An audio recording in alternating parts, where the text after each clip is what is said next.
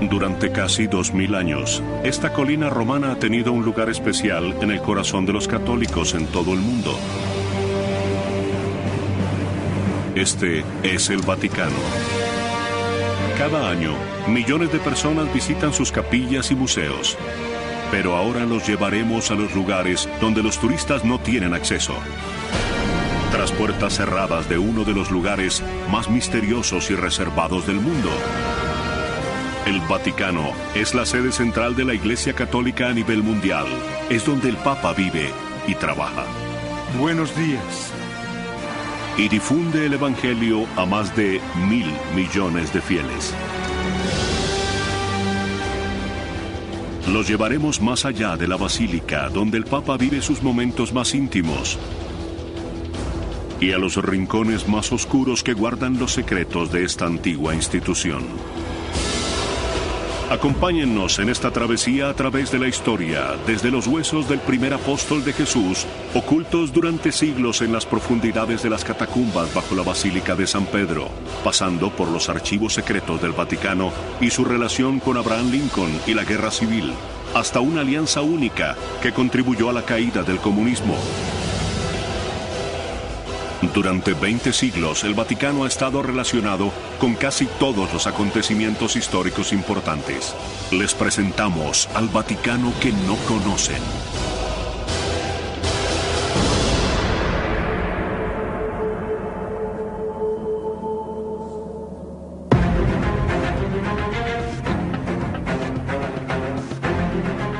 Domingo en Ciudad del Vaticano, el centro espiritual de los católicos de todo el mundo. Pero hoy no es un día normal en la Santa Sede. Se realizan los preparativos. Se refuerza la seguridad. Y el Papa se dirigirá a la multitud de creyentes en la plaza de San Pedro. Mientras los fieles se preparan para dirigir la mirada a la ventana del cuarto piso del Palacio Apostólico. Su Santidad el Papa Benedicto está sentado al lado de otra ventana a 35.000 pies de altura. El Santo Padre está de regreso de un viaje al extranjero y nuestras cámaras lo acompañan en su viaje. Aunque el Papa viaja con estilo, no tiene su propio avión. Este es un avión comercial tipo charter italiano al que le han retirado algunos asientos para darle al Papa el espacio que un pontífice merece. ¿Y qué hay de las impenetrables puertas de la cabina de mando? Se abren para el Papa. Muchas gracias, que tenga un buen viaje de regreso a casa. Gracias, hijo. Bendiciones. Adiós. Además, no hay que preocuparse demasiado por la seguridad cuando hay 2 aviones de combate escoltándote a casa. A la llegada del pontífice a Roma, el ejército italiano se encarga de su traslado.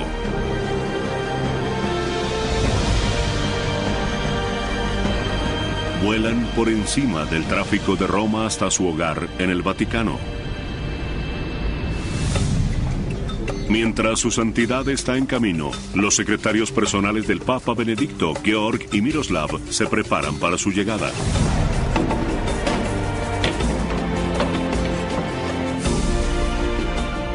Mientras la multitud espera ansiosa poder vislumbrar al Santo Padre, nosotros los llevaremos al interior de la oficina privada del Papa, ubicada en el cuarto piso por encima de la Plaza de San Pedro, mientras se prepara para ofrecer su devoción semanal de cada domingo.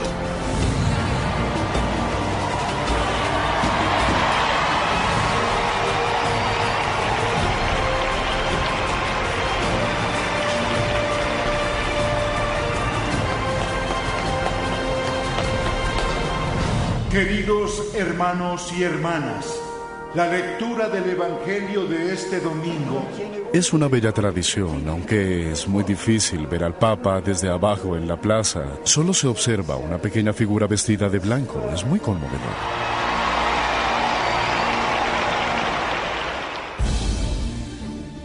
Aunque la figura pública del Papa es lo que atrae multitudes al Vaticano, los aspectos privados llaman aún más la atención. Con un área de apenas un poco más de 40 hectáreas, 8 ciudades del Vaticano caben dentro del Parque Central de Nueva York.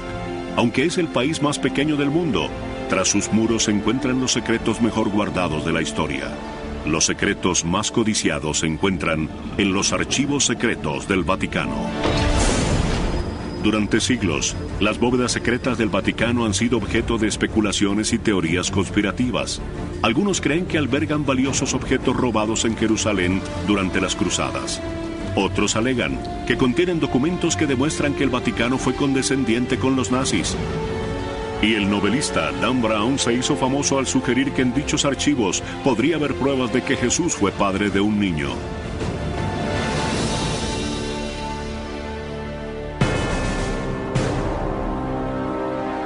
Los archivos secretos están ocultos a plena vista. La entrada sin nombre se encuentra aquí cerca del estacionamiento de los empleados al lado de la biblioteca. Justamente debajo de estos puestos de estacionamiento se encuentra esta bóveda subterránea de 2 pisos.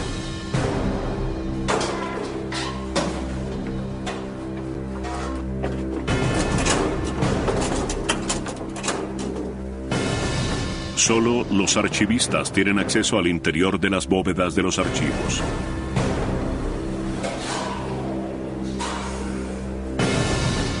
Pero se nos ha permitido ir más allá para mostrarles a ustedes el interior de los archivos secretos del Vaticano. Luca Carboni, curador de los archivos, nos ha otorgado un acceso exclusivo a esta inmensa colección de documentos históricos. En estas bóvedas hay cerca de 80 kilómetros de estantes, siglos de documentos históricos, correspondencia de familias reales, cartas papales y memorandos ultrasecretos que están bien guardados. Estamos en uno de los 5 depósitos de los archivos secretos del Vaticano. Por lo general, este depósito está restringido únicamente para el personal autorizado. Uno de los documentos más interesantes de los archivos es una nota escrita a mano por Miguel Ángel, que data de enero de 1550, mientras construía la cúpula de la Basílica de San Pedro. El Papa estaba enfermo y se habían suspendido los trabajos en la basílica, por lo que Miguel Ángel suplicaba a un obispo el pago de los 3 meses de salario que les debían a sus trabajadores. «Se lo ruego, su ilustrísima», escribió, «por el amor de San Pedro, su servidor Miguel Ángel». Muchos creen que este es el origen del popular eufemismo en el idioma inglés, por el amor de Pedro. Increíblemente, esta carta apenas se descubrió en la última década. ¿Cómo una carta manuscrita de un artista tan famoso pudo haberse perdido durante tantos años? Napoleón es el culpable. En 1808, Napoleón estaba cerca de lograr su meta de dominar toda Europa. Con su ejército posicionado al norte de Italia, le exigió al Papa Pío VII que le entregara los estados pontificios a Francia. La respuesta del Papa fue la excomunión de Napoleón, por lo que éste ordenó que arrestaran al Papa. Luego, para afianzar su poderío sobre el papado, Napoleón ordenó el traslado de todos los archivos secretos a París. El Papa y los archivos secretos permanecieron encerrados durante casi 5 años. Tras la caída del Imperio Napoleónico en 1815, el Papa Pío quedó en libertad, pero el costo de transportar los archivos de regreso a Roma era muy alto. Por lo tanto, el cardenal que estaba a cargo de recuperar los archivos quemó algunos documentos. Otros miles se vendieron a mercaderes parisinos, quienes los utilizaron para envolver pan y pescado. Así que no es de extrañar que en la actualidad los archivistas continúen descubriendo documentos perdidos. Todavía estamos clasificando y ordenando los archivos. Por eso creo que aún quedan muchos documentos por descubrir. Pero, ¿cuáles son? No lo sé. Nuestras cámaras tienen acceso exclusivo a una serie de cartas privadas que se encuentran en los archivos. Las cartas ofrecen detalles asombrosos sobre la relación del Vaticano con Estados Unidos, como por ejemplo, esta carta casi nunca vista de la época de la Guerra Civil, que es tan frágil que se debe manipular con guantes blancos. Esta es una carta del presidente de los Estados Unidos de Norteamérica, Abraham Lincoln, al Papa. Data del año 1863. Esta es una carta formal, una carta burócrata en la que Lincoln le presenta al Papa a su enviado especial. Probablemente esta carta la escribió el secretario de Abraham Lincoln. Podemos ver la firma original del presidente en la parte posterior con una tinta diferente. Aquí tenemos la firma original del presidente Abraham Lincoln. Cuando Lincoln envió la carta, la guerra civil era atroz. Los soldados de la Confederación habían invadido el norte. La Unión había sufrido más de 250,000 bajas. No obstante, Lincoln no hace referencia al sangriento y mortal conflicto.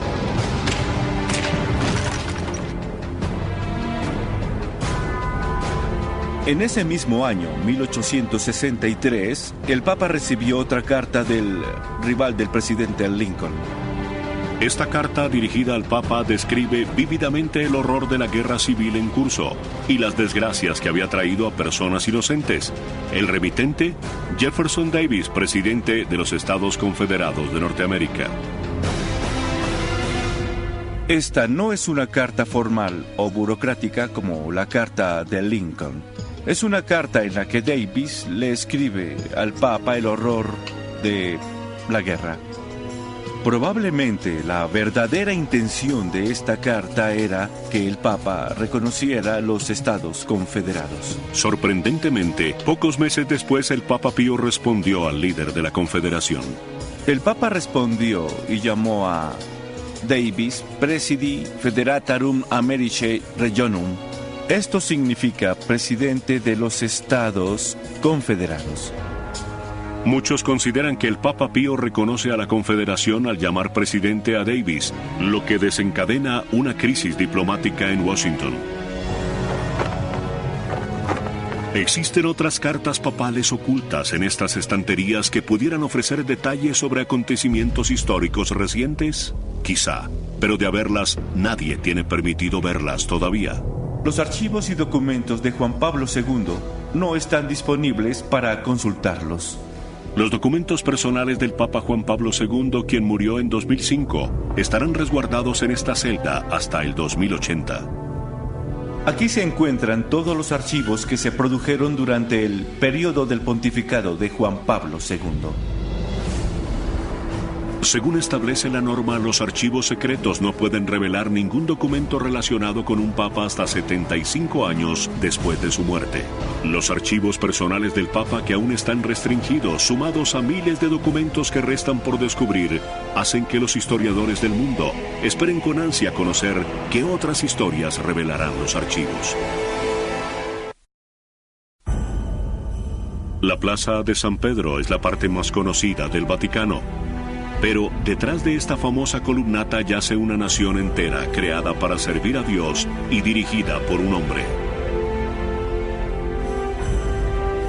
La Ciudad del Vaticano es un estado aislado rodeado de misterios. Aunque sus plazas y museos están abiertos al público, gran parte del país está fuera del alcance de los visitantes.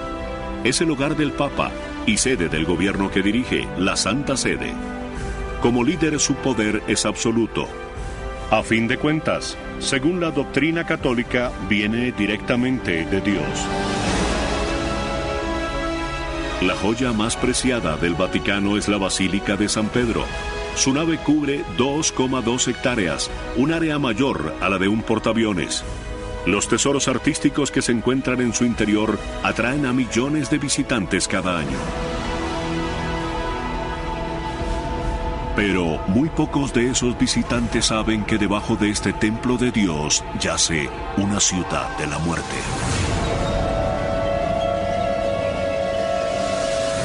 La colina vaticana era una necrópolis. La cultura original anterior a la romana era la cultura etrusca. Tenían una diosa, como los dioses paganos, llamada Vática, que era la diosa de los muertos, la diosa del inframundo, y vivía en la colina vaticana. Es un buen nombre para un cementerio. Actualmente, la Basílica de San Pedro está situada encima de ese antiguo cementerio y de algunos de los personajes más sagrados del catolicismo. Justamente debajo de la cúpula de Miguel Ángel se encuentra la entrada a un laberinto de cavernas donde por lo general no se admiten cámaras. Conduce al que quizás es el tesoro más preciado del Vaticano. El cardenal Angelo Comastri, arcipreste, director de la basílica, nos guiará a través de sus grutas y nos mostrará el confesio, un área sagrada cuyo acceso está permitido únicamente a los miembros de mayor rango de la iglesia. Dentro se encuentra una pista relacionada con el propio Jesucristo. Nos encontramos en el centro de la basílica, debajo del baldaquino de Bernini, debajo de la cúpula de Miguel Ángel. Aquí pueden ver el símbolo que caracteriza a San Pedro, la cruz invertida. La historia de esta majestuosa basílica comienza en el año 64 después de Cristo, cuando el iracundo emperador Nerón ordena incendiar una zona de barrios para abrir espacio y construir un nuevo palacio. El fuego se descontrola y casi destruye toda Roma. Nerón necesitaba un chivo expiatorio. Y los miembros de un culto emergente que se hacen llamar cristianos, dirigidos por el apóstol Pedro, son el blanco perfecto. Pedro era un forajido. El hecho de ser cristiano en ese periodo de tiempo, en los inicios del Imperio Romano, se consideraba una traición, era un delito. Nerón acorraló a los cristianos y ordenó ejecutarlos públicamente, incluso a Pedro, su líder de 64 años, el primer discípulo de Jesucristo. Según la leyenda, Pedro pidió que lo crucificaran al revés. Sentía que no era digno de morir como su Salvador. Se dice que Pedro fue enterrado en una tumba poco profunda en la colina vaticana. Con el paso de los siglos, esa tumba se perdió.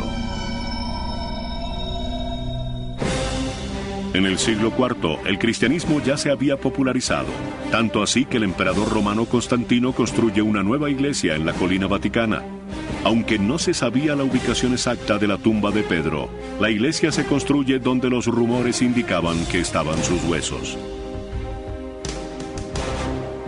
Constantino se dirige hacia donde le indican las leyendas locales y construye la primera basílica de San Pedro. No es inteligente conmemorar de una manera física el sitio donde se encontraba Pedro. Recordemos que la población era analfabeta. En el siglo XVI el papado se ha tornado rico y poderoso. Y comienza la construcción de una nueva iglesia digna de su poderío. Esta nueva basílica de San Pedro es la obra maestra del Renacimiento que aún permanece sobre la basílica original y sobre la supuesta tumba de San Pedro. El cardenal Comastri nos llevará a las profundidades de las grutas donde aún permanecen algunas ruinas de la antigua basílica. Nos dirigimos hacia el lugar más sagrado de la Basílica de San Pedro.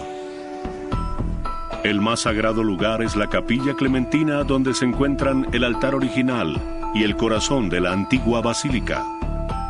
Pedro murió aquí. Aquí fue la crucifixión de Pedro. Su sangre impregnó toda la tierra de esta colina. La sepultura de Pedro es la razón por la que se construyó la basílica. Digamos que este es el cofre que guarda el tesoro de la basílica. El tesoro encontrado aquí no es oro ni plata, sino algo mucho más valioso, que aún yace enterrado debajo del altar de la capilla. Fue aquí en 1939 que se hizo un increíble descubrimiento durante el papado de Pío XII.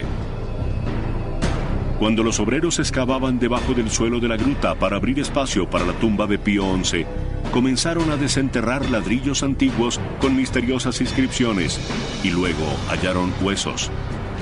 Durante décadas, arqueólogos del Vaticano excavaron en secreto debajo del suelo de la antigua basílica. Lo que hallaron es increíble. Debajo de la nave de la Basílica de San Pedro había un cementerio de la época de Cristo. A través de un pasadizo, al lado de la Capilla Clementina, el cardenal Comastri nos ofrece una visita exclusiva a este laberinto de catacumbas antiguas que solía estar oculto. Ahora podemos observar de cerca el resultado de la excavación que ordenó Pío XII. 9 metros debajo del altar de la Basílica de San Pedro, los arqueólogos descubrieron un nicho en cuya pared hallaron grabados rudimentarios. Son inscripciones hechas por los cristianos en los años 200 o 300 después de Cristo. Descubrieron una inscripción muy famosa en griego que decía Petros Eni, Pedro está aquí. Pero ¿son estos grabados antiguos realmente prueba fehaciente de que este es el lugar donde descansa Pedro? También hallaron una abertura cubierta por completo de mármol, lo que indica que algo muy precioso se encontraba en ese compartimiento. Dentro del nicho había una caja llena de huesos. Al estudiarlo se demostró que eran los restos de un hombre de entre 60 a 70 años de edad, la edad de Pedro cuando se convirtió en mártir en la colina Vaticana. En los huesos había rastros de hilos morados y dorados, característicos de las vestiduras de un cadáver enterrado en una tumba sencilla y fuerte indicio de que estos son los restos de San Pedro. Las posibilidades de que estos sean los huesos del apóstol Pedro son muy altas, pero sí es seguro que esta es la tumba de Pedro.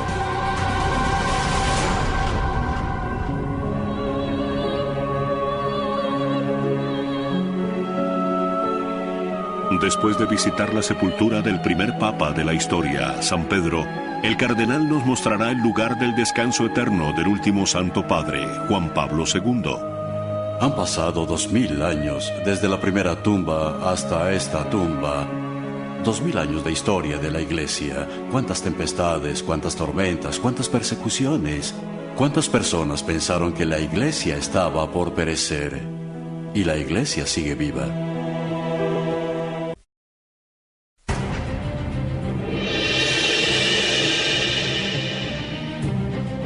Julio de 2009. Hoy se hará historia en el Vaticano. El Papa Benedicto XVI espera un invitado muy especial. Con solo 6 meses de mandato, el presidente de los Estados Unidos, Barack Obama, tiene muchos asuntos pendientes, una economía en crisis y un polémico debate sobre el sistema de salud. Sin embargo, ha venido aquí para reunirse con el Papa.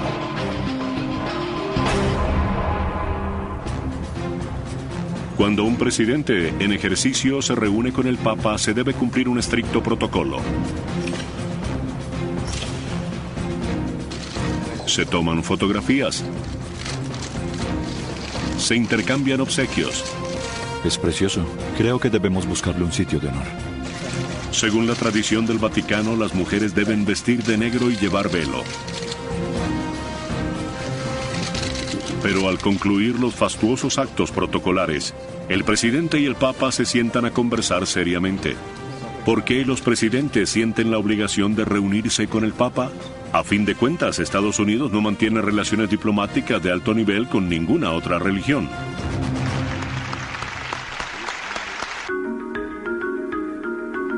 Esta relación es muy importante porque reúne al líder del mundo libre con uno de los principales líderes religiosos de la civilización occidental. Tuvimos la oportunidad exclusiva de entrevistar al embajador estadounidense Miguel Díaz, responsable de mantener el diálogo entre el presidente Obama y el Papa. No nos relacionamos con la Santa Sede bajo la perspectiva de una relación con la institución religiosa. Nuestro interés es la política exterior.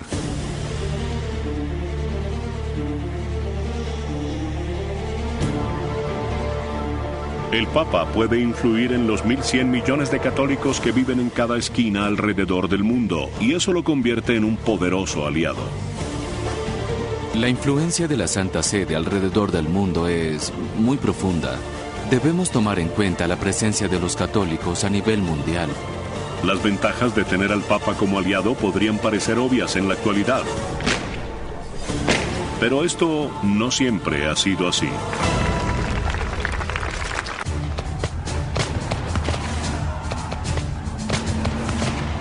Estados Unidos fue creado por hombres que lucharon y derramaron su sangre por la libertad de culto.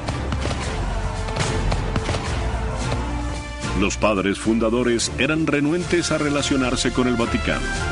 Consideraban a la Iglesia Católica como una institución represiva contraria a la Ilustración.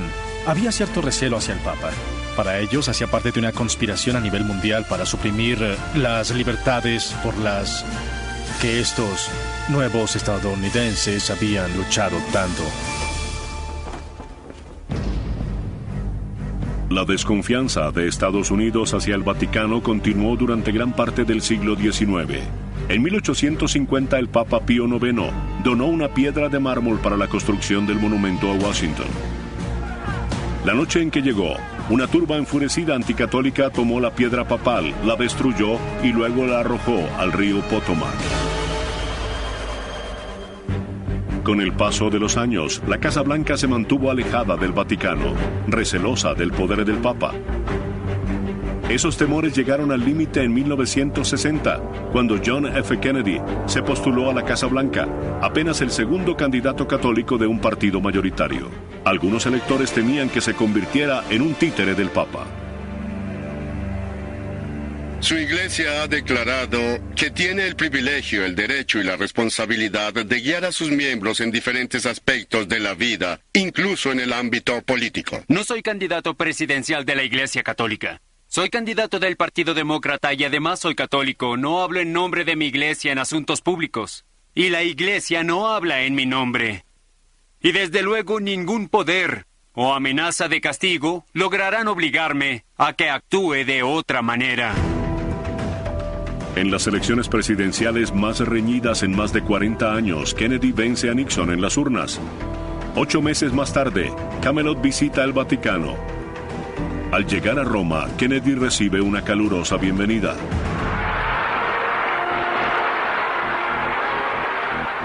Pero en Estados Unidos algunos están preocupados. Hubo debate sobre su identidad como católico, inquietudes relacionadas con la primera enmienda y la separación de la Iglesia y del Estado.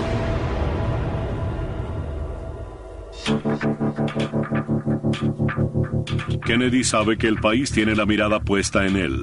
Cuando conoce al Papa, no besa el anillo papal según la tradición. En su lugar, Kennedy le da la mano. Los estadounidenses captan el mensaje. Kennedy no pondrá su religión por encima de su país.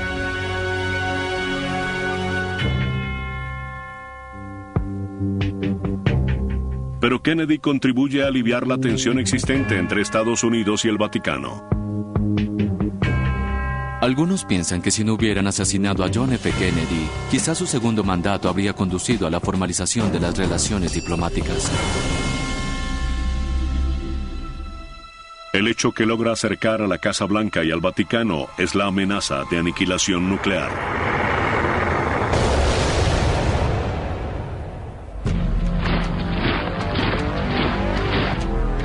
Cuando la Guerra Fría entre Estados Unidos y la Unión Soviética lleva a las superpotencias al borde de la Tercera Guerra Mundial, el Vaticano demuestra que puede ser un aliado estratégico de Estados Unidos.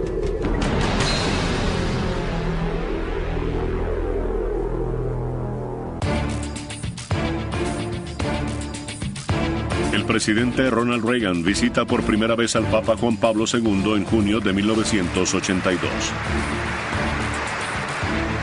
El político conservador y el pontífice polaco llegan a la conclusión de que comparten una convicción, que el comunismo es una amenaza para los derechos humanos en todo el mundo. Muchos historiadores consideran que estos dos personajes históricos se unieron para lograr una meta en común. Evidentemente, la caída del comunismo y la caída del muro de Berlín era algo a lo que ambos mostraban mucha resistencia.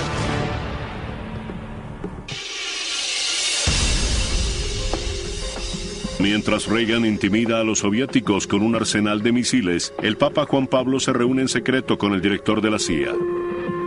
Los soviéticos responden utilizando a sacerdotes de Europa del Este como infiltrados en el Vaticano con el fin de espiar al Papa. Poco después, en 1984, Estados Unidos inaugura su propia embajada en el Vaticano. 5 años después cae el muro de Berlín.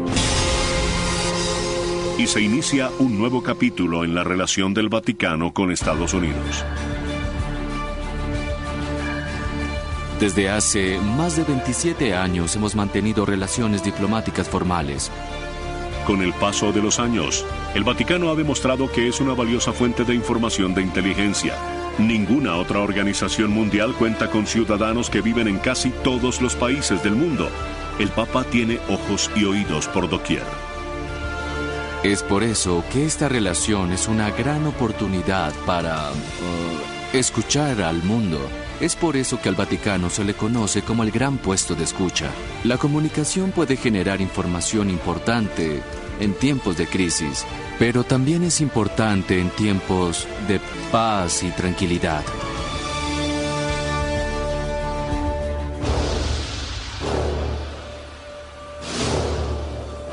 Para los espías de inteligencia estadounidenses, este puesto de escucha se ha convertido en un recurso de suma importancia. Una vez más, Estados Unidos y el Vaticano se enfrentan a un enemigo común. En 2008, Osama Bin Laden lanza una amenaza de muerte contra el Papa Benedicto. Luego vino la publicación de unos dibujos en el marco de una nueva cruzada en la que el Vaticano juega un papel muy importante y de larga data. Irónicamente, luego de los temores que se generaron a raíz de la religión católica del presidente Kennedy, es un comandante en jefe metodista quien más se acerca al Papa. George Bush se reunió en varias ocasiones con Juan Pablo II antes de su muerte y luego con el Papa Benedicto XVI. Eran hombres que pertenecían a dos iglesias con amplias diferencias y denominaciones diferentes, pero que compartían una visión cristiana del mundo y un compromiso con lo que ellos consideraban un valor universal. De manera que se formó una especie de baluarte contra el islamismo radical en la era del terrorismo. Esa fue una alianza clave.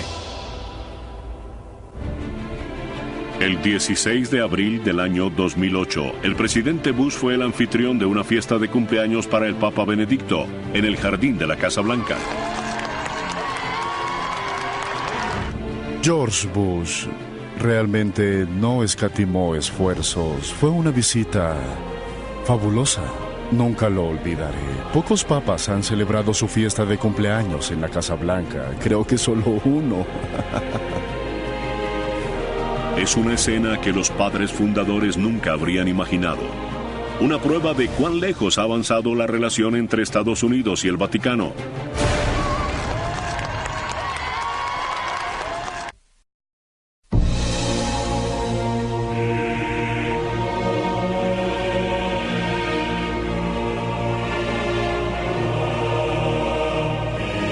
Amanece en el Vaticano.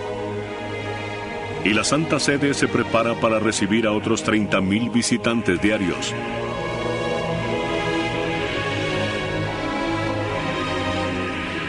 Pero mientras la plaza de San Pedro comienza a llenarse de turistas, arriba, los asistentes personales del Papa lo ayudan a prepararse para el ritual más sagrado.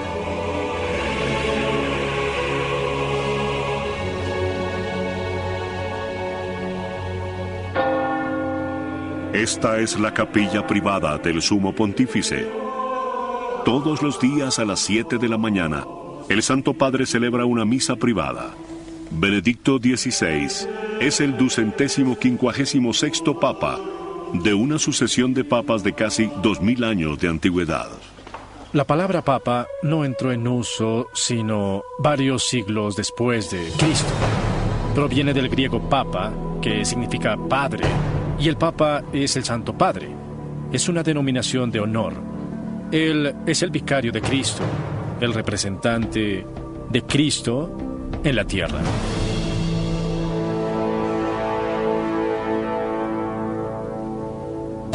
El Papa es también el jefe de Estado del gobierno de la Iglesia a nivel mundial, conocido como la Santa Sede. Los cardenales, hombres elegidos personalmente por el Papa, dirigen la Santa Sede. Su nombre no proviene del ave, más bien el nombre del ave viene de ellos. El rojo brillante simboliza la sangre que ellos están dispuestos a derramar al servicio del Santo Padre. Nadie puede dirigir una comunidad de 1.100 o 1.200 millones de fieles alrededor del mundo. Así que establecieron una superestructura administrativa. La figura del Papa es necesaria para que sirva de mediador y de árbitro alguien que tenga la última palabra. Su santidad es también el jefe diplomático de la Iglesia. Hace un llamado a los líderes mundiales y ejerce la influencia de los católicos sobre quienes están al mando. Las apariciones de la Virgen han sucedido En el año 2008, el Papa Benedicto viajó a Nueva York para dirigirse a las Naciones Unidas. Durante su visita tomó prestado el helicóptero de la Marina del presidente y fue protegido por el servicio secreto. Era apenas la cuarta vez que un papa visitaba el organismo internacional y el Papa Benedicto recibió una cálida bienvenida.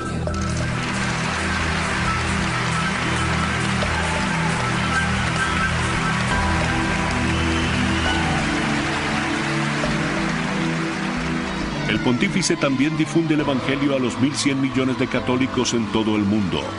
Donde vaya, los fieles acuden en masa a verlo.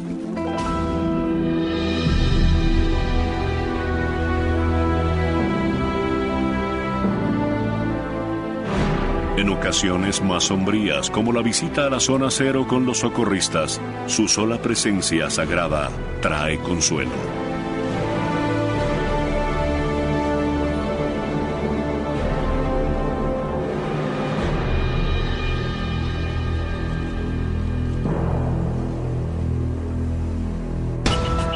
Sin embargo, el Papa pasa la mayor parte de su tiempo en el Vaticano, en los apartamentos papales, una suite de 10 habitaciones en lo alto del Palacio Apostólico con vista a la Plaza de San Pedro. Buenos días. En esta toma exclusiva, dentro del estudio privado del Papa Benedicto, podemos dar un vistazo a la jornada de trabajo cotidiana del pontífice, quien recibe ayuda en todo momento de sus dos secretarios personales, los monseñores Miroslav Morsecki y Georg Ganswein, o el apuesto George, como han decidido bautizarlo los conocedores del Vaticano. Aunque es un papa moderno, la tradición se apega a un enfoque clásico. Al redactar cartas papales y decretos, el Papa Benedicto no necesita una computadora. Todos sus documentos son escritos a mano con tintero y pluma fuente. A pocos pasos de la oficina del Papa se encuentra su salón privado. En su comedor privado ofrece con frecuencia cenas íntimas en compañía de cardenales y otros invitados. Es un ambiente tranquilo, desde luego que hay que vestir la sotana y besar el anillo del Papa. Luego nos invita a todos a hacer una pausa y bendice los alimentos. Señor, bendice estos alimentos que vamos a tomar y que sean de beneficio para nosotros. Luego nos sentamos y compartimos la comida, algo sencillo, pero muy agradable. Las dos cocineras personales del Papa preparan sus comidas, pero una de las cosas favoritas del Papa Benedicto no necesita mucha preparación: refresco de naranja. En ocasiones, después de un largo día, su santidad se dirige a su sala de estar donde le gusta relajarse y mirar las noticias. El Papa Benedicto también tiene un piano en su sala, y aunque no tiene mucho tiempo para tocarlo, a veces se escucha música de Schubert desde los apartamentos papales.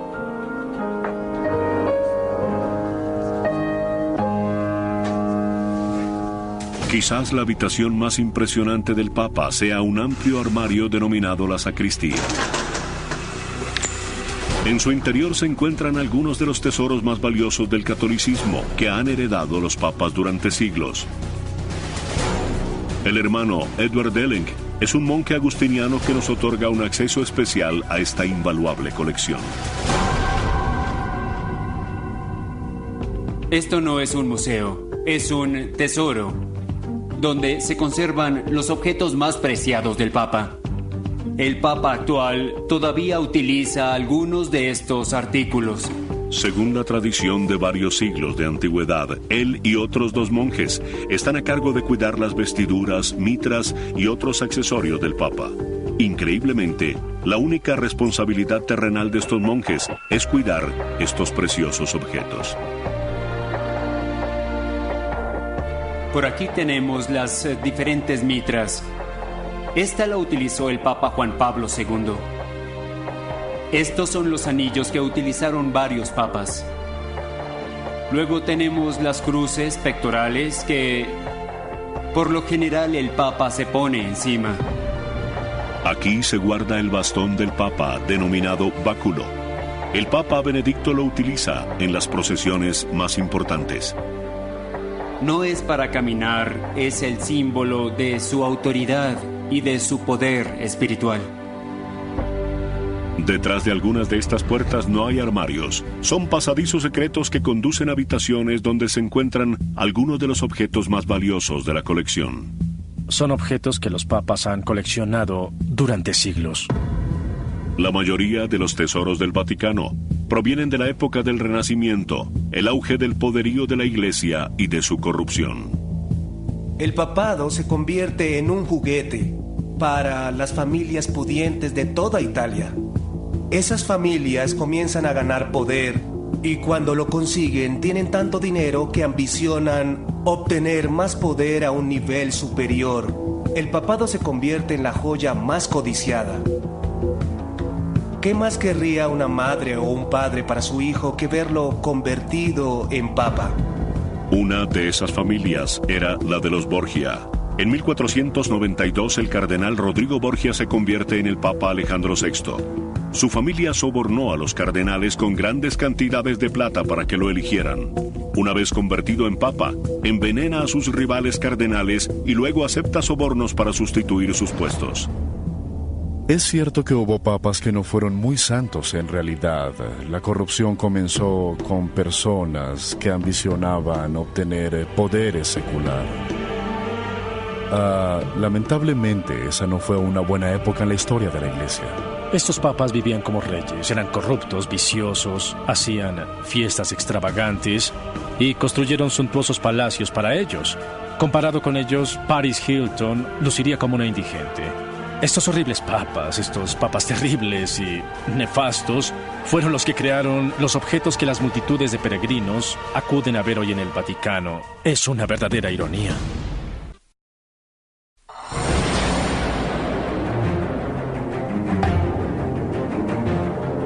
En el interior del Vaticano se encuentra una habitación. Esta contiene los tesoros más valiosos del Papa. Las vitrinas de la sacristía papal están llenas de preciosos objetos en plata y oro, invaluables obsequios de monarcas europeos que tienen siglos de antigüedad. Y esta es apenas una fracción de la riqueza de la Iglesia.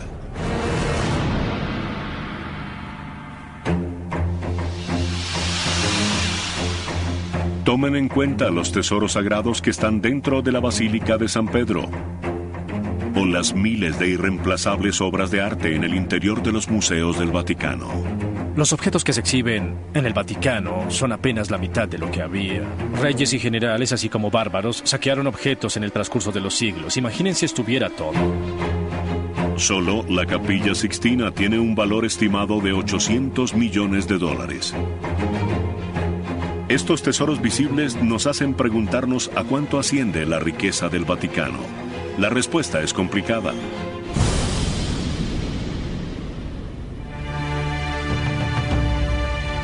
La gente visita el Vaticano y piensa, la iglesia es rica. Pero muchos de esos objetos son obras de arte sacro. No se pueden robar una pintura del Vaticano y venderla, ni ofrecerla en eBay. Son piezas invaluables. El fastuoso arte que vemos en el Vaticano se originó en el auge del poderío del papado durante el Renacimiento.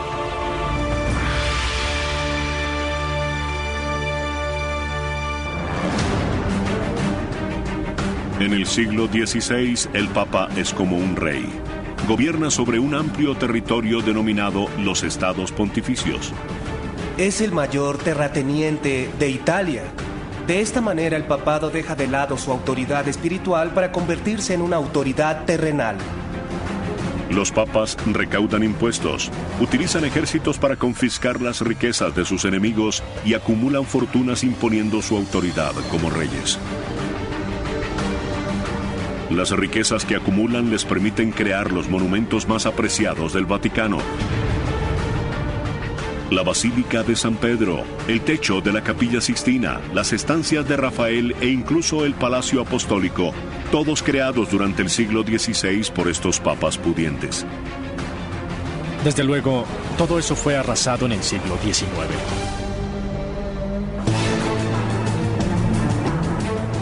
En 1870 el imperio del Papa se derrumba. El rey Víctor Manuel marcha a lo largo de Italia y logra unir todos sus territorios bajo un solo mando. Por primera vez, desde los días del Imperio Romano, Italia está unida. Forzaron al Papa y a las fuerzas papales a retirarse a la ciudad de Roma y luego, algunos años después, a las 44 hectáreas del estado de la Ciudad del Vaticano que conocemos en la actualidad. Víctor Manuel es aclamado como el padre de la Italia moderna, pero para el papado es un desastre. El Papa, quien gobierna toda Italia central, se retira en el interior de los muros del Vaticano. Le han arrebatado todas sus tierras y sus ingresos fiscales. El Papa estaba prisionero dentro del Vaticano. Había gobernado el mundo conocido. Todo terminó. Aunque parezca increíble, a principios del siglo XX el Vaticano estaba en bancarrota. Finalmente, en 1929, Italia acuerda permitirle al Vaticano constituirse como un país independiente y le paga al Papa $92 millones, 1.100 millones de dólares actuales, como compensación por la pérdida de los estados pontificios. Con ese capital inicial y las donaciones de católicos en todo el mundo, el Vaticano comienza a recuperar sus finanzas. Entonces, ¿cuánto dinero tiene el Vaticano actualmente? La mayoría de las respuestas se pueden encontrar en este importante edificio de 4 pisos. Detrás de la Basílica de San Pedro se encuentra el Palacio de la Gobernación, el Capitolio de la Ciudad del Vaticano. Sus enormes puertas casi nunca se abren para quienes no sean empleados oficiales del Vaticano. Pero al subir al segundo piso, encontraremos la oficina del presidente de la Gobernación. Yo le reporto al Santo Padre, claro. El Santo Padre es la cabeza de este pequeño estado. El Papa está a la cabeza del Vaticano, pero el cardenal Giovanni Laiolo es quien dirige las operaciones del día a día en el estado de la Ciudad del Vaticano, incluso las finanzas. Estamos a cargo de todo lo que respecta a la vida cotidiana de una ciudad pequeña que también es un estado.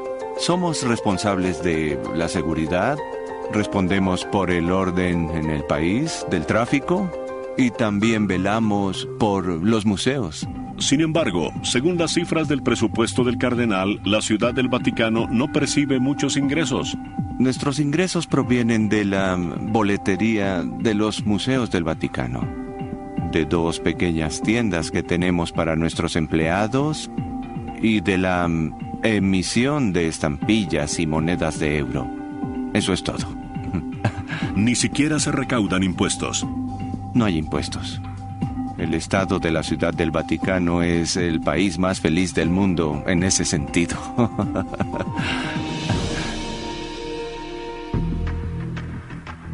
Quizás el cardenal deba pensar en algún impuesto. Según el presupuesto del año 2009, los gastos de la Iglesia Católica alrededor del mundo fueron de $320 millones y solo obtuvo $315 millones en ingresos. En los últimos 2 años hemos tenido déficit. El hecho de que su presupuesto esté en rojo no implica que el Vaticano no tenga dinero. El verdadero secreto de la riqueza del Vaticano se halla aquí, en esta antigua torre de piedra.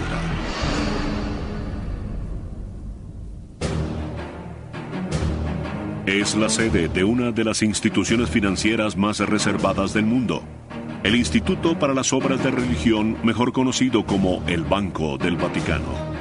El Banco del Vaticano es una especie de institución independiente que administra fondos para órdenes religiosas, de sacerdotes y de ese tipo de asuntos alrededor del mundo.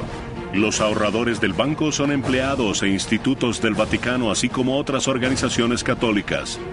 El banco invierte su dinero en varios fondos y todas las ganancias se utilizan para financiar obras religiosas en todo el mundo.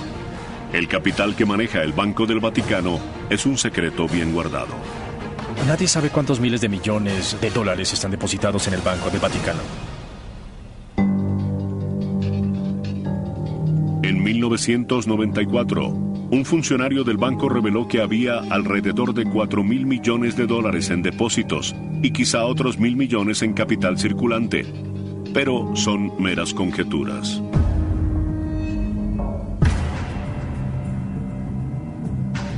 Lo que sí sabemos es que la Iglesia y sus diócesis locales son uno de los más grandes terratenientes del mundo. Se estima que el valor de sus propiedades en la ciudad de Nueva York se eleva a más de 2.500 millones de dólares.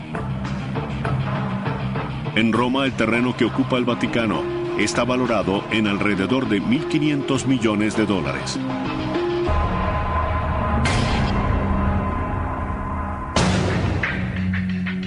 Pero el Vaticano no va a vender todas las iglesias católicas en el mundo y no puede obtener grandes ganancias de las obras de arte sacro que se encuentran en sus basílicas y museos. Hay personas que dicen que deberían vender todas las obras y utilizar el dinero para ayudar a los pobres. Es una noble idea, pero las magníficas obras de arte del Vaticano son también una herencia cultural y un legado de Italia. El Papa se considera un protector de ese legado. Pero a pesar de las ganancias del Banco del Vaticano, nadie gana salarios elevados o bonos anuales. No es una operación que produzca dinero. Todos los ingresos se emplean para financiar la misión del Papa dirigida a las organizaciones benéficas. A fin de cuentas, el Vaticano cuantifica su riqueza no por la cantidad de dinero, sino de almas.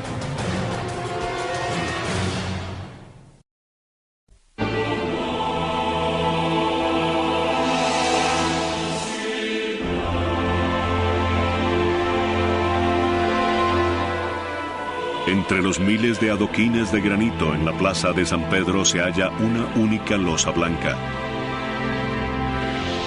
Marca el lugar de una de las mayores fallas de seguridad en la historia del Vaticano. A las 5:15 de la tarde se oyeron unos disparos.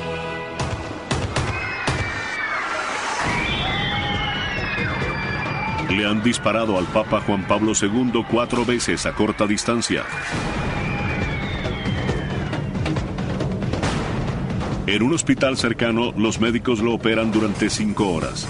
El pistolero es un hombre turco de 23 años llamado Mehmet Ali Akka, un francotirador entrenado que recientemente había escapado de una prisión turca mientras cumplía una sentencia por homicidio.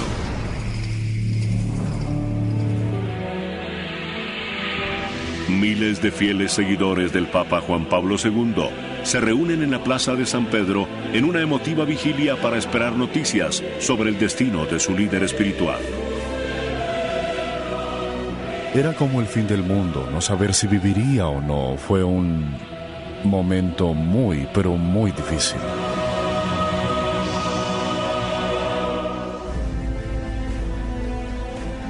Para alivio de sus seguidores, el Papa Juan Pablo II logra una asombrosa recuperación.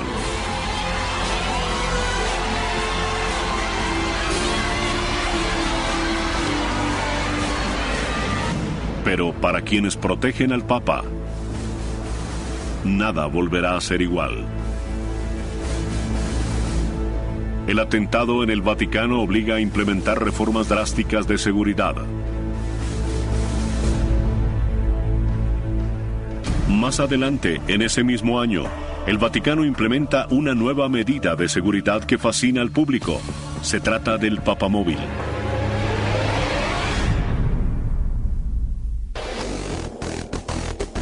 El Papamóvil que el Papa Benedicto utiliza actualmente es una camioneta Mercedes-Benz clase M personalizada. Protege al Papa con un vidrio de doble capa a prueba de balas, y aunque las ventanas se pueden bajar, al Papa se le recomienda categóricamente mantenerlas arriba.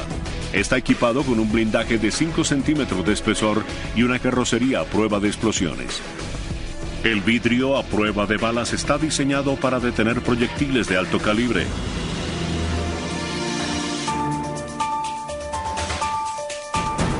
Cuando celebra audiencias públicas en la Plaza de San Pedro, el Papa Benedicto prefiere utilizar un auto descapotable, lo que lo hace más accesible a la multitud y también pone nervioso a su cuerpo de seguridad.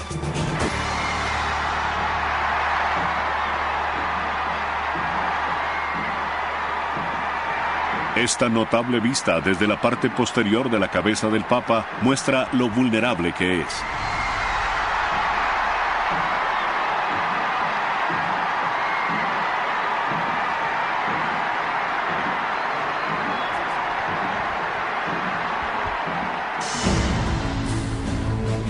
El principal responsable de su seguridad es el doctor Domenico Gianni, director de la Gendarmería del Vaticano.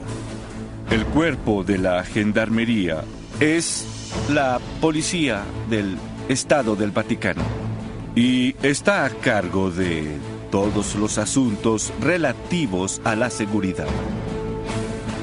Los miembros de la Gendarmería siempre están alerta porque, aunque parezca increíble, la Ciudad del Vaticano tiene la tasa de criminalidad más alta del mundo, si se mide en función de su escasa población. La razón es que los millones de turistas que visitan en masa la Plaza de San Pedro y los museos del Vaticano cada año son un blanco tentador para los carteristas. Pero la responsabilidad del director de la Gendarmería es garantizar la seguridad del Santo Padre. En la Nochebuena del año 2009, una mujer suiza de 25 años saltó sobre la barrera dentro de la Basílica de San Pedro.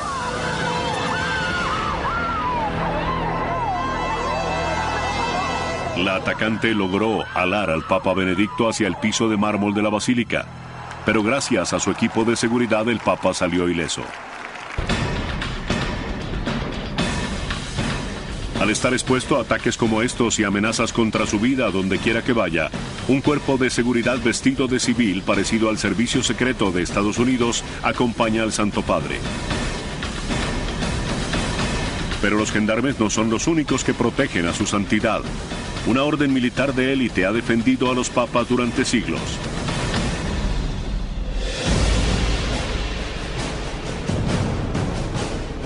Se trata de la Guardia Suiza.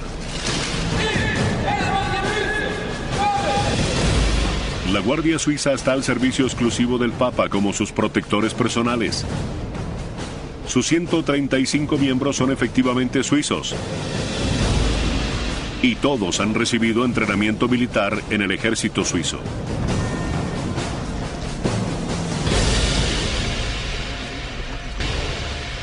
El cuartel de la Guardia Suiza está ubicado en el área más antigua del Vaticano, a pocos pasos de los apartamentos papales, lo que permite a la Guardia actuar con rapidez a la hora de defender al Santo Padre. El cabo Urs Breitenmoiser lleva 13 años protegiendo al Papa. Nos mostrará el interior de la armería de la Guardia Suiza, un lugar fuera de los límites de los turistas, donde se conservan las armas que durante siglos se han utilizado para proteger al Papa. Esto hace parte del Museo de la Armería de Armas Antiguas, que se han conservado desde el siglo XV. Lo más interesante de estos yelmos es que, como pueden ver, tienen el sello papal de Julio II, fundador de la Guardia Suiza. El origen de la Guardia Suiza se remonta al año 1505, cuando el Papa Julio II contrató su propia fuerza de mercenarios para protegerse. No se dejen engañar por su uniforme ceremonial. Quizás sea el ejército más pequeño del mundo, pero la Guardia Suiza es una verdadera fuerza militar. Los guardias suizos son tiradores muy hábiles. Han entrenado con rifles de asalto SG-550 y ametralladoras MP-7 con proyectiles capaces de perforar blindaje. ¡Fuego!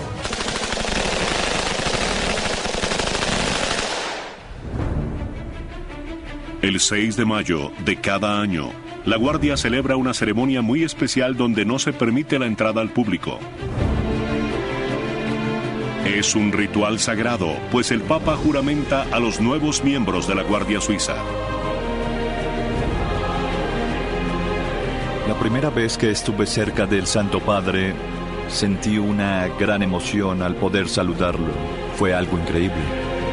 La fecha tiene un significado especial para la Guardia Suiza. Es el aniversario de su mayor sacrificio. En mayo de 1527, Carlos V y su ejército de 16,000 hombres invadieron Roma. Están saqueando la ciudad. Los soldados cabalgan dentro de la iglesia. Ponen a prueba el valor de Roma en un ataque frontal.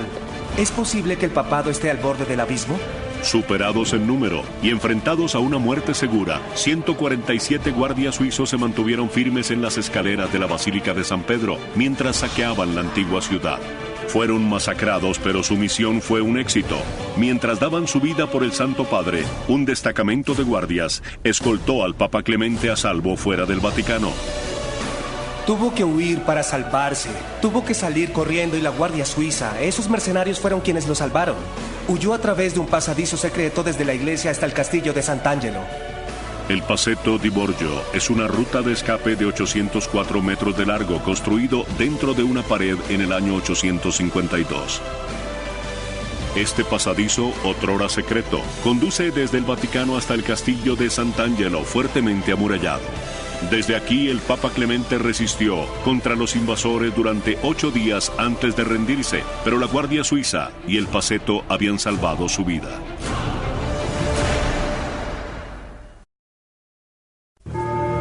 ...24 de marzo de 2005... Viernes Santo. La Semana Santa está alcanzando su clímax en Roma. Se acerca el domingo de Pascua. Pero dentro de los apartamentos papales, Juan Pablo II está agonizando.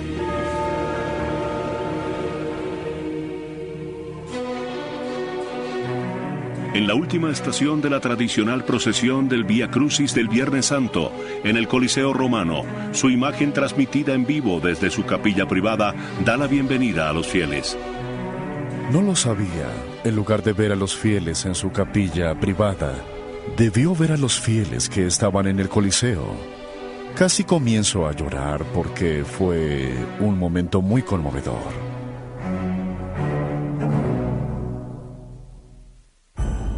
Marzo 27 de 2005. Domingo de Pascua. 2 días más tarde, el Papa se asoma a su ventana decidido a bendecir a la multitud. Permanece en la ventana durante 12 agonizantes minutos, rechazando la ayuda e intentando hablar.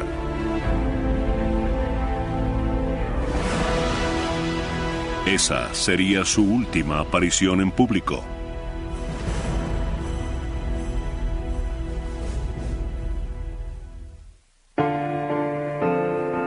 Durante los próximos días, decenas de miles de fieles comienzan a concentrarse en la plaza de San Pedro y permanecen en vigilia.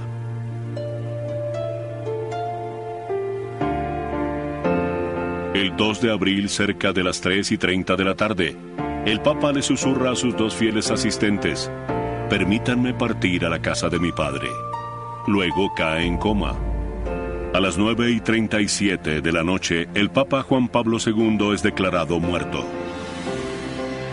A las 9:37, nuestro Santo Padre, Juan Pablo II, ha regresado a la morada celestial del Padre Eterno.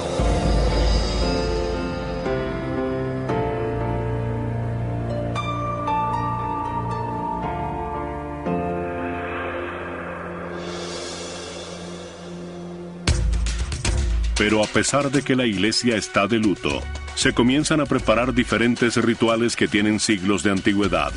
Rituales que garantizarán la transición del papado sin problemas. La muerte de un papa es el detonante de un sistema bien establecido. Se deben seguir ciertos procedimientos, no se puede dudar.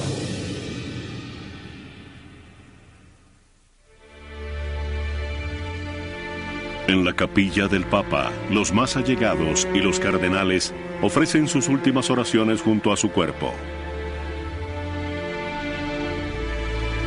Luego se coloca el cuerpo en capilla ardiente en la Sala Clementina, donde dignatarios y jefes de Estado lo visitan para presentarle sus últimos respetos.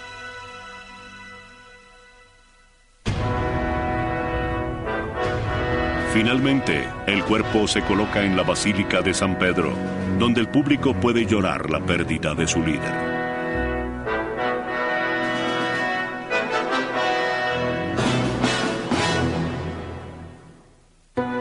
Según la tradición, el cuerpo del Papa se coloca dentro de un ataúd de ciprés. Las manos y el rostro se cubren con seda blanca. Al finalizar las últimas oraciones, descienden el cuerpo a las catacumbas debajo de la Basílica de San Pedro, su lugar del descanso eterno.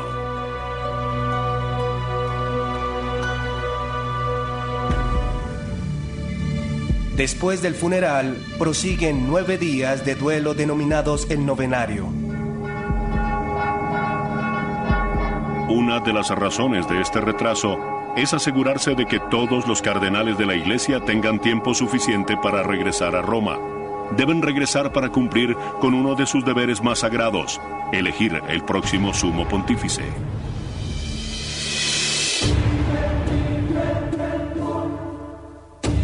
Se denomina cónclave, una tradición de 1000 años de antigüedad llena de rituales que hoy sigue vigente.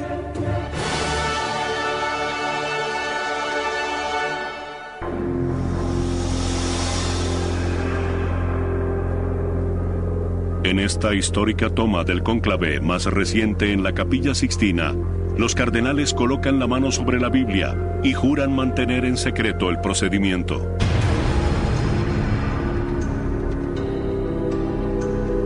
Al finalizar las últimas oraciones, el maestro papal de ceremonias pronuncia las más famosas palabras en latín. Extra omnis. Eso significa literalmente fuera todos los ajenos.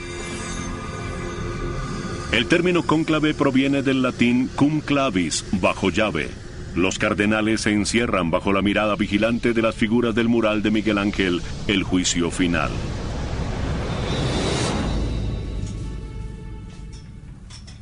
Dentro de la capilla, la votación comienza de inmediato. No hay política. Se sientan y en unas tarjetas en donde está impresa la frase Eligo in sumo pontifice, elijo como sumo pontífice a... escriben un nombre disimulando su caligrafía. Doblan la tarjeta y caminan por la nave de la Capilla Sixtina sosteniéndola en alto para que todos puedan ver que van a emitir un voto. Los votos se cuentan y se registran. Si un cardenal obtiene 2/3 o 2/3 más 1, es definitivo. Ese cardenal es el nuevo papa. De lo contrario, votan de nuevo. Puede haber hasta 4 votaciones en un día, 2 en la mañana y otras 2 en la tarde. Afuera en la plaza, la multitud espera con ansias la decisión. Cuando se cuentan los votos, se queman a modo de ceremonia, lo que emite un humo que se ha convertido en uno de los símbolos más icónicos del Vaticano. Sale humo negro si no se ha elegido el papa y humo blanco si ya hay papa. Esta popular tradición tiene solo 200 años de antigüedad y no siempre ha sido predecible. La elección de Juan Pablo II se anunció en medio de cierta confusión porque nadie estaba seguro de lo que indicaban las señales de humo provenientes de la parte superior de la Capilla Sixtina. Así que nadie sabía si aún había papa o no. La estufa que se utilizó en el cónclave del año 2005 tiene como objetivo lograr emitir bien las señales de humo. Colocaron un dispositivo de alta tecnología y 2 compartimientos diferentes para producir el humo. La estufa que utilizaron los cardenales en el último cónclave era muy compleja. Olvidaron abrir la campana, así que el humo se devolvió al interior de la Capilla Sixtina y comenzó a subir al techo y a cubrir los bellos murales de Miguel Ángel, los cuales habían limpiado y restaurado por primera vez en 400 años. Los cardenales miraban hacia arriba y pensaban, Dios mío, ¿qué hemos hecho?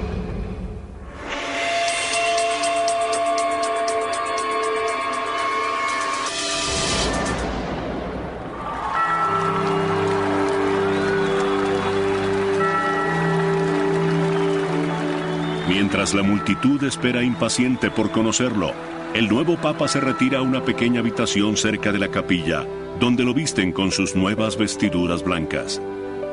No es como el presidente de Estados Unidos, a quien eligen un martes del mes de noviembre, pero no toma posesión sino varios meses después, el 20 de enero. El elegido es papa desde ese instante. Luego, el nuevo papa regresa a la Capilla Sixtina para saludar a los cardenales y anuncia su nuevo nombre. Cuando se elige al papa, se le pregunta cómo quiere ser llamado. ¿Por qué el papa cambia de nombre? En el año 533 se eligió a un papa cuyo nombre era Mercurio. Consideraron que era una mala idea que el papa tuviera el nombre de un dios pagano, así que tomó por nombre Juan, fue Juan II. La última vez que un papa no cambió de nombre fue en el 1500.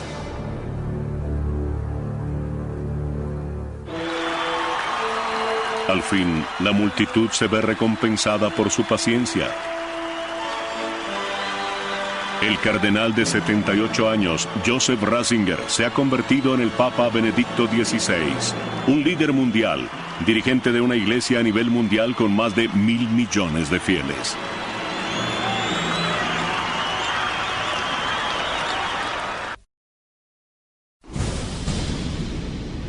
Muchos asumen que el Vaticano, el icónico baluarte de la cristiandad, es enemigo de la ciencia. Pero al contrario de esta creencia popular, la Iglesia posee una tradición científica que data de varios siglos.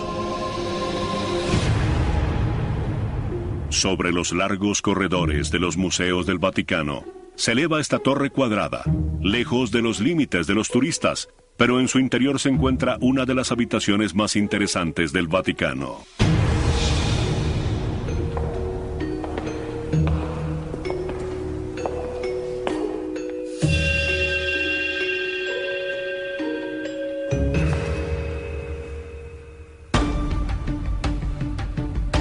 Se le conoce como la Torre de los Vientos y fue construida en 1580. En el año 45, Julio César instituyó el calendario juliano. Pero en la época en que se construyó la torre, había sospechas de que el calendario juliano estaba equivocado. Esta habitación es un instrumento científico creado para mostrarle al Papa que el antiguo calendario juliano estaba equivocado. Esta habitación se diseñó para comprobar la exactitud del calendario, midiendo la altitud del Sol al mediodía, en función de las estaciones meteorológicas. Al mediodía, el Sol proyecta un punto de luz cerca de este meridiano. En el equinoccio de primavera, el rayo de sol debía caer en este símbolo grabado en el piso, pero llegado el momento, el rayo cayó afuera. Ello demostró que el calendario estaba equivocado. Un año solar era 11 minutos más corto de lo que se había planteado. Con el paso del tiempo, esos minutos se tornaron significativos. Un día por siglo no causaba muchos problemas, pero ya después de 15 días comenzaba a sumar. Por lo tanto, el Papa Gregorio XIII ordenó eliminar 10 días del mes de octubre de 1582 del calendario. También decretó que el año nuevo comenzaría el 1 de enero y no al final de marzo como estaba establecido.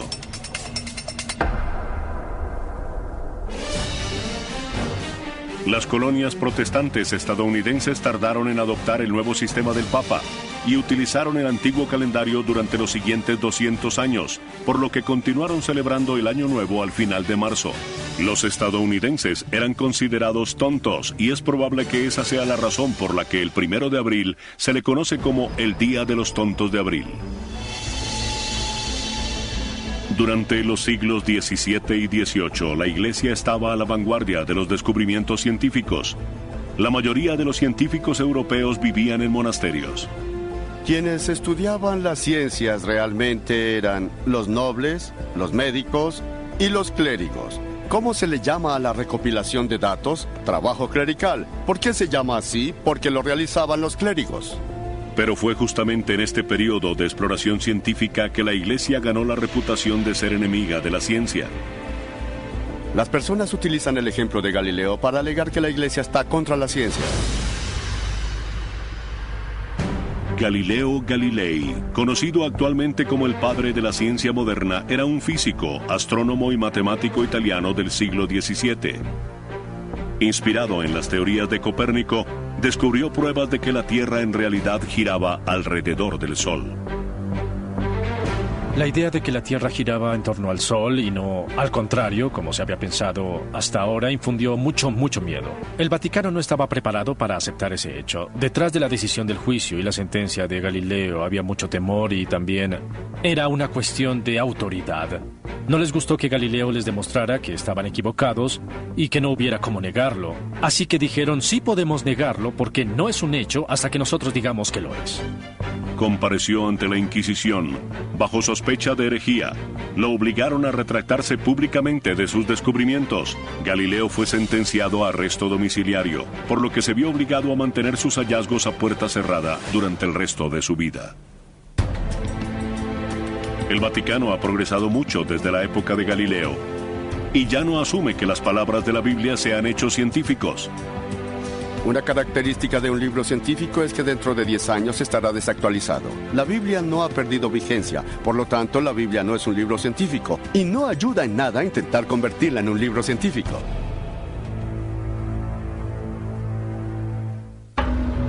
La Iglesia ya no considera que la ciencia sea una amenaza para las enseñanzas de la Biblia. En la actualidad, cuando el Vaticano mira hacia el cielo, lo hace a través de telescopios. La astronomía es la única ciencia que verdaderamente eleva el alma humana. Incluso un niño de 6 años tiene la capacidad de mirar al cielo y decir, ¡vaya! El Papa Pablo VI tenía un gran interés en la astronomía. Y cuando el hombre exploró el espacio por primera vez... Este es un pequeño paso para el hombre, pero un gran salto para la humanidad. Él fue uno de los primeros en dirigirse a los astronautas en la Luna. Saludos y bendiciones para ustedes, conquistadores de la Luna.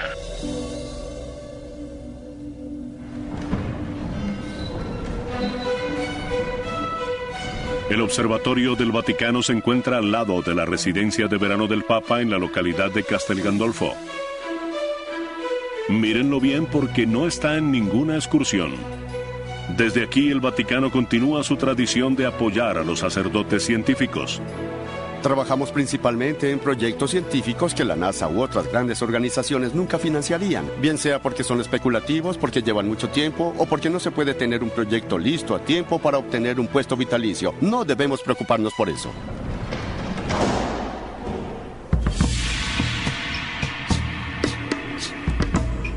Ahora la Iglesia es tan progresista que en el año 2009, el Vaticano fue el anfitrión de una conferencia para debatir la posibilidad de que exista vida en otros lugares del universo.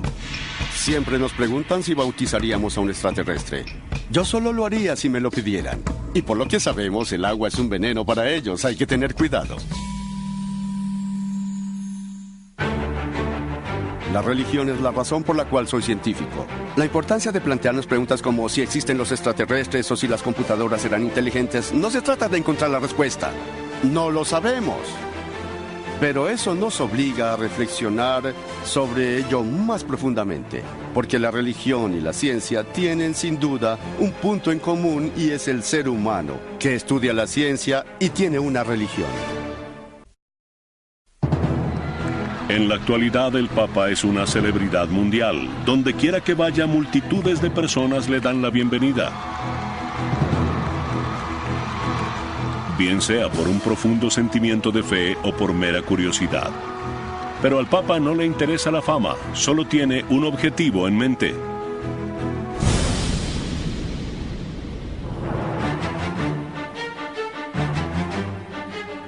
La razón de ser del papado y de la Iglesia es dar la salvación a los fieles, hacer que crean en Jesucristo como su Salvador y logren entrar al cielo. Para difundir las enseñanzas del catolicismo, la Iglesia utiliza todas las herramientas que tenga a su alcance. En una cultura que valora la fama, el Papa se ha convertido en una celebridad. El Papa ha aprovechado la cultura y los medios de comunicación de la era moderna para predicar el Evangelio todo el tiempo. En la Edad Media, el Papa era un general porque la manera más eficiente de difundir el Evangelio era a través de los ejércitos. Hubo conversiones a la fuerza. Las cruzadas. Se han cometido terribles pecados en el nombre del Evangelio, precisamente por parte de los líderes católicos, quienes se supone deben encarnar esos valores del Evangelio. Con el paso de los siglos, el mensaje de la Iglesia ha sido siempre el mismo, pero el Vaticano ha hallado una manera menos sangrienta de difundir el Evangelio. 12 de febrero de 1931 era una fría mañana de febrero en Roma mientras la limusina papal se detenía fuera de un edificio en la colina vaticana. Pío XI descendió del vehículo. El Papa Pío XI consideró importante el uso de un nuevo medio, la radio, para lograr comunicarse con las personas más allá de la frontera de la Ciudad del Vaticano y de las fronteras de Italia.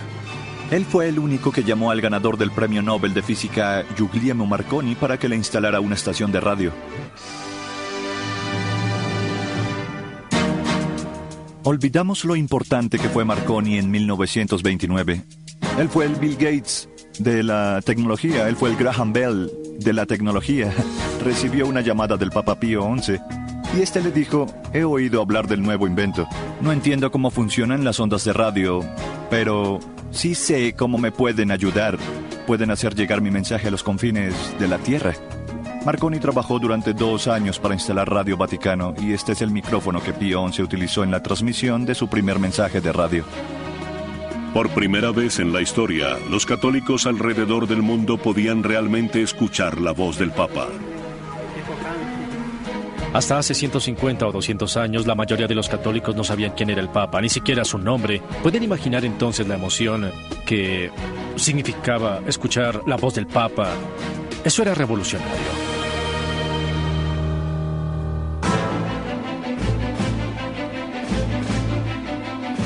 Hoy en día, Radio Vaticano tiene casi 400 empleados. Para el Papa sigue siendo la manera más efectiva de predicar el Evangelio. Sean Patrick Lovett está a cargo de transmitir el mensaje del Papa a los lugares más lejanos del globo y hoy ha invitado a nuestras cámaras tras bastidores.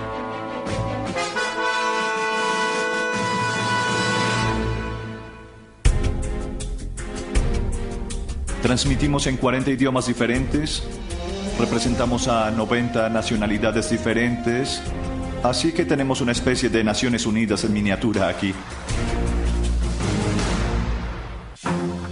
En muchos de los países donde el Vaticano desea transmitir su mensaje, la radio es el único vínculo con el mundo exterior.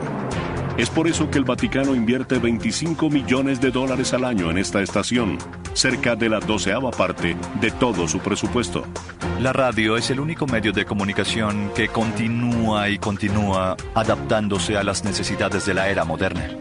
Es muy importante.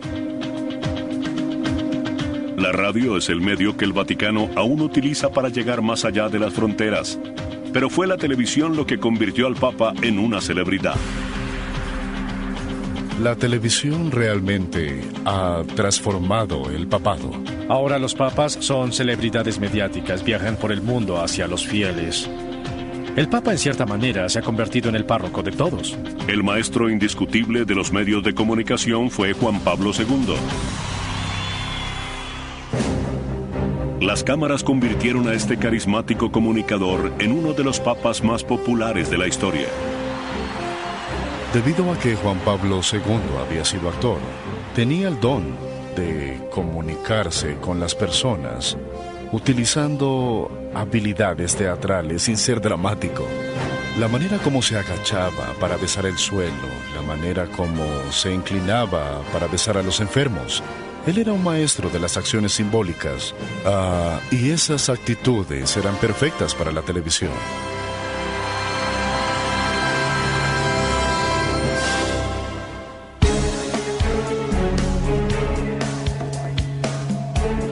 En la actualidad, un nuevo medio de comunicación se ha convertido en una nueva herramienta de evangelización para el Vaticano y podría transformar el papado una vez más.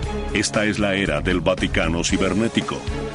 Cada papa ha debido predicar según la época en la que se encuentra, sea a través de Facebook o Twitter.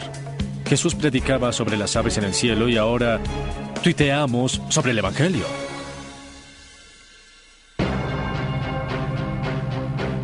Durante casi 2000 años, el mensaje del Papa a las masas ha sido un diálogo en un solo sentido, pero ahora, gracias al Internet, las masas pueden responder. El mensaje sigue siendo el mismo, pero el medio ha cambiado.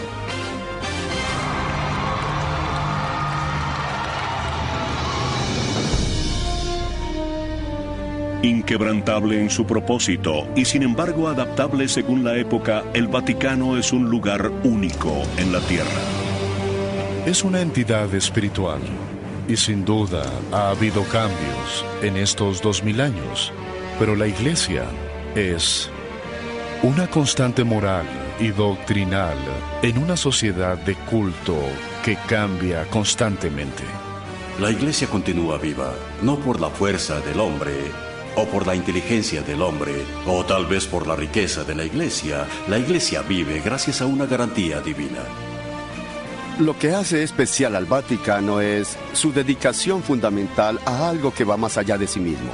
Y mientras sea eso lo que nos guíe, mientras el Espíritu Santo esté ahí, continuará siendo el mismo lugar. La Iglesia pretende estar en el mundo, pero no pertenecer a él. Y todos en nuestras vidas siempre debemos enfrentar lo que es importante a corto plazo y a largo plazo.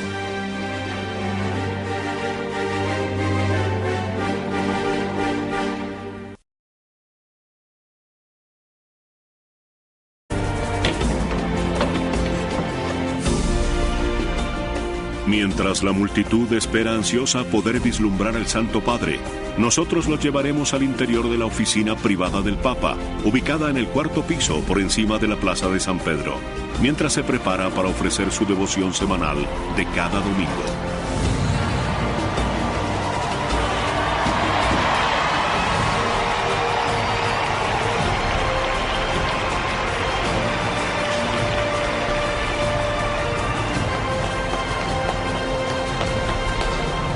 Queridos hermanos y hermanas, la lectura del Evangelio de este domingo es una bella tradición, aunque es muy difícil ver al Papa desde abajo en la plaza. Solo se observa una pequeña figura vestida de blanco. Es muy conmovedor.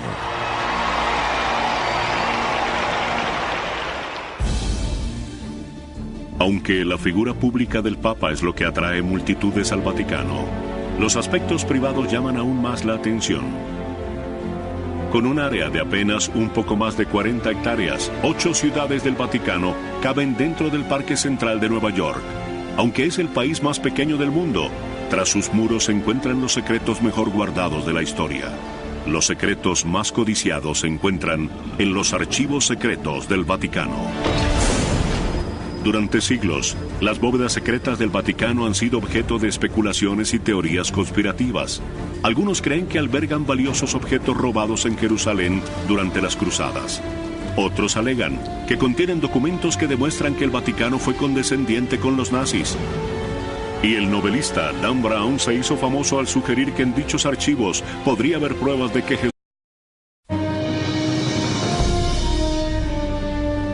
Durante casi 2000 años, esta colina romana ha tenido un lugar especial en el corazón de los católicos en todo el mundo. Este es el Vaticano. Cada año, millones de personas visitan sus capillas y museos. Pero ahora los llevaremos a los lugares donde los turistas no tienen acceso. Tras puertas cerradas de uno de los lugares más misteriosos y reservados del mundo. El Vaticano es la sede central de la Iglesia Católica a nivel mundial. Es donde el Papa vive y trabaja. Buenos días. Y difunde el Evangelio a más de 1.000 millones de fieles. Los llevaremos más allá de la basílica, donde el Papa vive sus momentos más íntimos, y a los rincones más oscuros que guardan los secretos de esta antigua institución. Acompáñennos en esta travesía a través de la historia, desde los huesos del primer apóstol de Jesús, ocultos durante siglos en las profundidades de las catacumbas bajo la Basílica de San Pedro, pasando por los archivos secretos del Vaticano y su relación con Abraham Lincoln y la Guerra Civil, hasta una alianza única que contribuyó a la caída del comunismo. Durante 20 siglos, el Vaticano ha estado relacionado con casi todos los acontecimientos históricos importantes. Les presentamos al Vaticano que no conocen.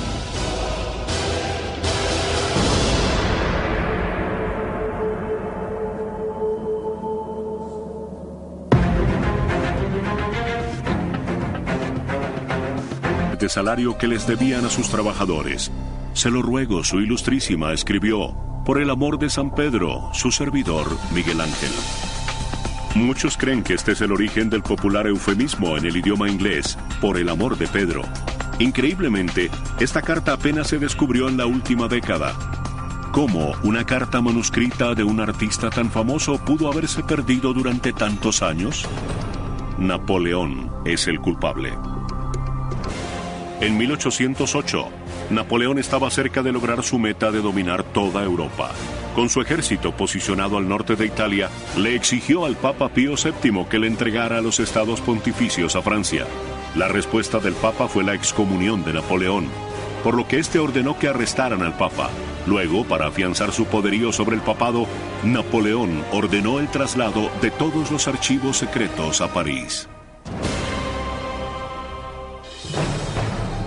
El Papa y los archivos secretos permanecieron encerrados durante casi 5 años. Tras la caída del Imperio Napoleónico en 1815, el Papa Pío quedó en libertad, pero el costo de transportar los archivos de regreso a Roma era muy alto. Por lo tanto, el cardenal que estaba a cargo de recuperar los archivos quemó algunos documentos. Otros miles se vendieron a mercaderes parisinos, quienes los utilizaron para envolver pan y pescado. Así que no es de extrañar que en la actualidad los archivistas continúen descubriendo documentos perdidos.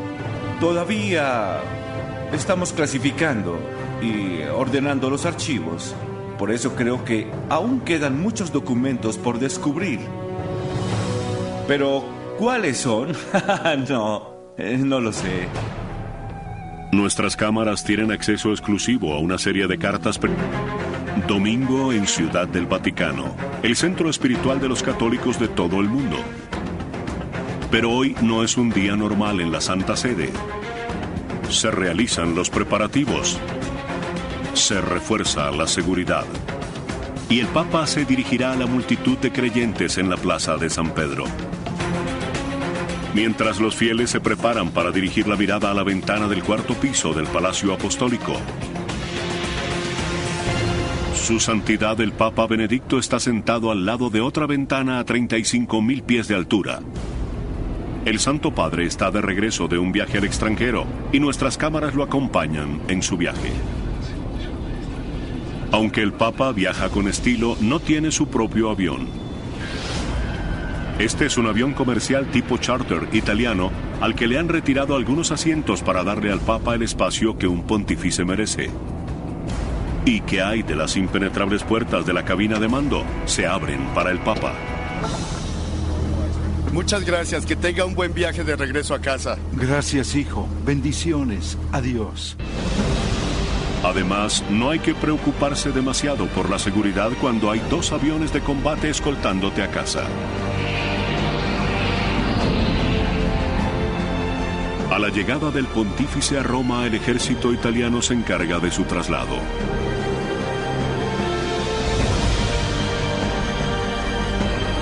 Vuelan por encima del tráfico de Roma hasta su hogar en el Vaticano. Mientras su santidad está en camino, los secretarios personales del Papa Benedicto, Georg y Miroslav, se preparan para su llegada. Jesús fue padre de un niño.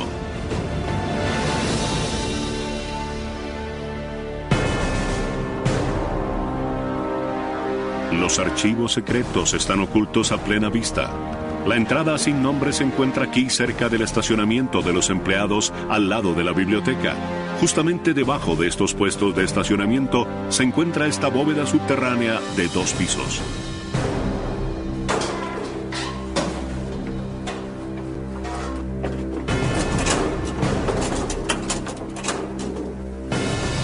Solo los archivistas tienen acceso al interior de las bóvedas de los archivos.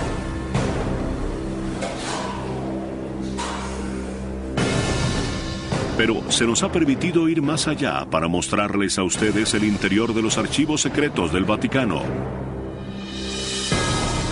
Luca Carboni, curador de los archivos, nos ha otorgado un acceso exclusivo a esta inmensa colección de documentos históricos.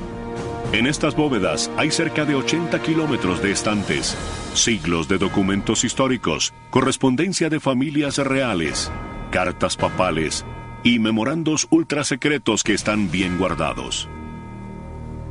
Estamos en uno de los 5 depósitos de los archivos secretos del Vaticano.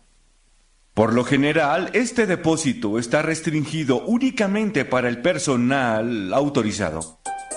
Uno de los documentos más interesantes de los archivos es una nota escrita a mano por Miguel Ángel, que data de enero de 1550, mientras construía la cúpula de la Basílica de San Pedro. El Papa estaba enfermo, y se habían suspendido los trabajos en la basílica, por lo que Miguel Ángel suplicaba a un obispo el pago de los 3 meses